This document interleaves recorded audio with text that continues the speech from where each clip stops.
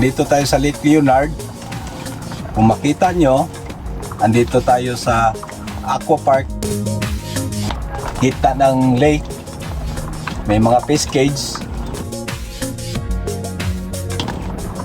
Bigay ito ng ng BIFAR o ng gobyerno natin. Binigyan kami ng kapital. Dati ang lake na ito,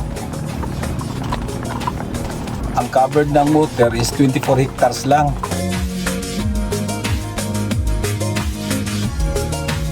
Pero nung ginamit ng North Davao Mining, kaya ito lumaki, ginawang tailing pond.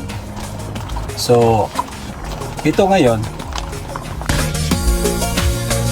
dumaan to sa crisis ng mga isda, naubos lahat.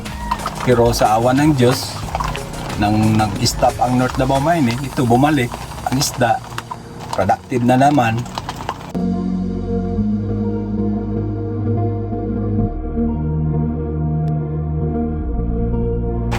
Sakala ako, may dumating na hindi ko kilala kasi nakamas siya. Tapos ito, ginawa na ako ng interview.